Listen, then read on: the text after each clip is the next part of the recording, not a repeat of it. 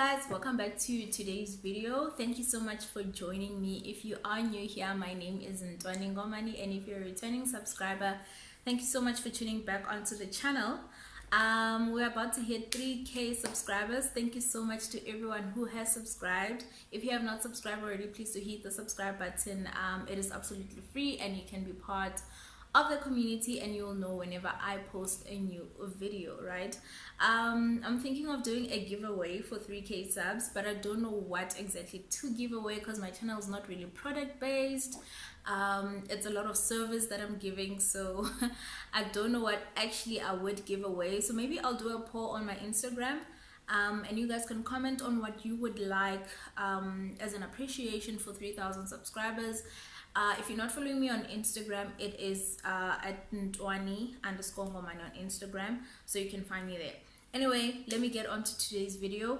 Before I start on the story that I want to share with you guys, I want to tell you why I came to such a topic and why I think it's important for people who are still in their career journey, especially when you're still a student, to manage people's expectation. And by people, I don't mean just anyone. I mean people who are really involved in your studies, people who really want to see you succeed in your career, people like people who are funding your studies, people who are supporting you through university. It doesn't necessarily have to be financial support, could be, you know, other resources, emotional, whatever. But for me, I'll make most reference to my parents because my parents put me through university themselves. I did have a bursary, but they were obviously paying whenever my bursary runs short, and they were paying for many other things, and obviously the emotional support, and you know, yeah. So those are the type of people I'm talking about. I'm talking about your funders, I'm talking about your parents, your guardian, whoever is just there for you in this journey that you're in. So let me start when I was still in high school. So when I was in high school, I was a bright student. Okay, I don't want to say a student, but okay, maybe we can use that. Yeah, I was an A student, and my marks were really good. You know, I was never anywhere less than the 70s. If I really got a really bad mark, it would be like in the 70s or so. So when I did high school, I did high school in a public school, right? So coming from a private primary school to a public high school was a bit of a transition for me, but it was not that difficult because a lot of the stuff that we were doing in grade 8, grade 9, grade 10, I had already done in grade 7 and grade 6. So it was sort of like a revision, and that really brought out the potential. It really brought out like the A student in me. So my parents from that point had this sort of expectation that our child is bright, our child is an A student, so her marks should be within this and that range. And it wasn't really a problem then because high school work is really not that difficult. I didn't need to put in as much time as I used to in university to study the stuff. I just had to practice a few times here and there, especially with like maths and physics and chemistry and whatnot. So it wasn't really bad. Like, my parents had high expectations of me in high school, and that went over to when I now started university. So when I started university, they did still have that high expectation to say she's an A student, she can ace university, she can ace first year as well. And I also was of the same mentality that, you know, I'm bright, I can study, I can do this, you know, I can still get the 80s, I can still get the 90s, and an occasional 100% here and there, right? So when I started first year in 2013 January, we started our first year at tax by writing a class test. The class test was for FRK 100 and FRK 101. If you went to tax, you know what I'm talking about. If you didn't, FRK is basically just the first year accounting module, right? So we call it FRK. That's the module code for tax, but it's basically like your financial accounting 101 or 100. The difference between 101 and 100 is that 100 is mainly for people who have studied accounting in high school, so we understand the debits, the credits, we have some sort of base, so they start you off at FRK 100. But if you didn't get that background when you were still in high school, then you'd start off at FRK 101, which is sort of an extended module because you get extra classes, you get extra support because you still need to learn the debits, the credits, the basics of accounting basically. So we wrote that test, I think on the first day, to determine which people fall into which group, you know. So you needed to get a certain mark for you to get admitted into FRK 100. If you're below a certain mark, then you would automatically get into 101. So we wrote the test and I sort of passed. It wasn't an amazing mark. It didn't reflect the A student that I thought I was and that my parents had an expectation of, right? So luckily I did pass and I got into FRK 100. They were happy about that. I didn't tell them the mark that I got, but I told them that I passed. So that expectation is already going up. Oh my god, Ntwane is an A student, she's passing her first test at university and all of that. So first year went on, as you guys know. First year went on and then we wrote tests. I remember our second class test at tax, I failed dismally, guys. I totally failed. It was probably the first time in my life that I got a mark below 50, or not even below 50. Like I had a 36, I think I had a 36% for that test. Like it was a total fail. Okay, I couldn't even negotiate that. So it really hit hard because I mean, imagine when you know yourself as this bright child, you know you can do anything. Your worst fear is having a 75. You know, I was blown away by that mark. But we needed to keep moving because, you know, other modules were writing tests.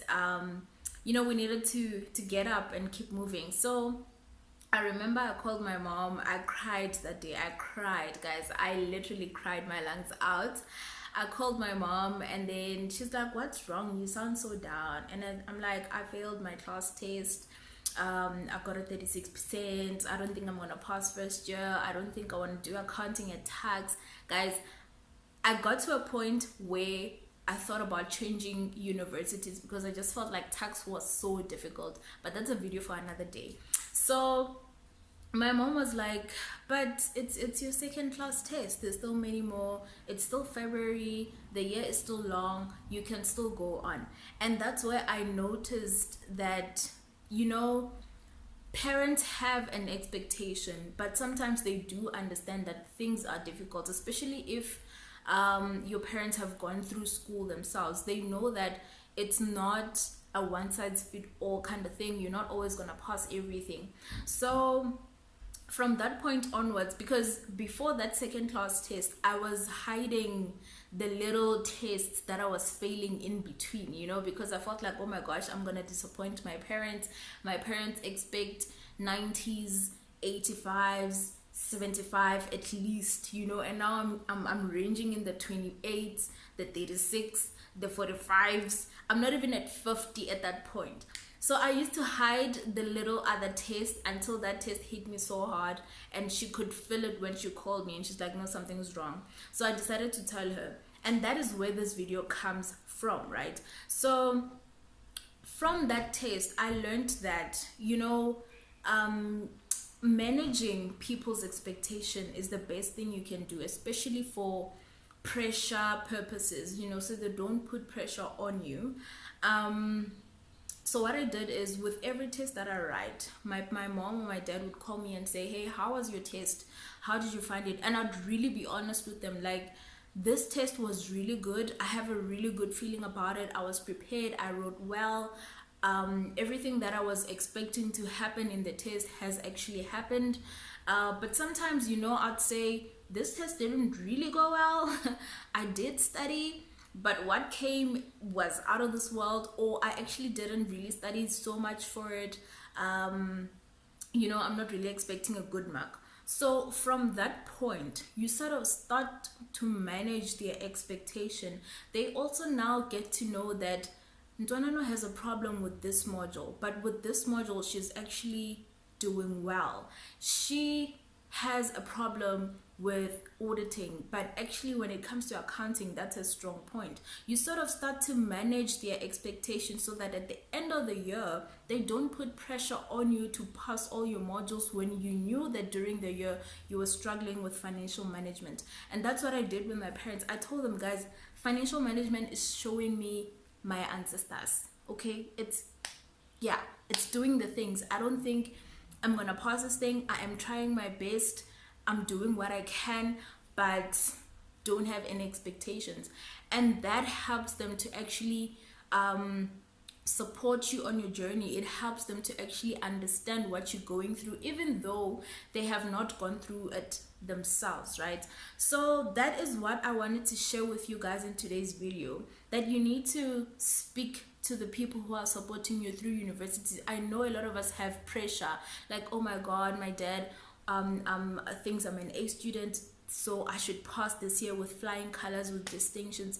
It's not the same, guys. High school, university standard is not the same. And our guardians, our supporters, if I can call them that, our parents need to understand that the standard has shifted from high school to university. The standard has shifted, and so it is your responsibility also as the student to manage that expectation. If you're honest with your parents, if you with your guardian, with your boss, your funder, whoever it is, then it's easier for them that even if you do fail a year, it's easier for them to say, we've seen her progress during the year. She was struggling during the year.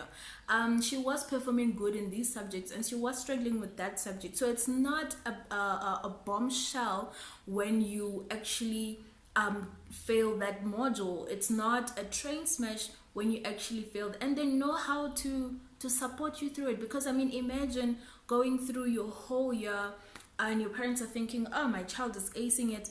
Your parents are thinking you are continuing to be an A student, and then you fail 3 modules, boom, at the end of the year, just like that.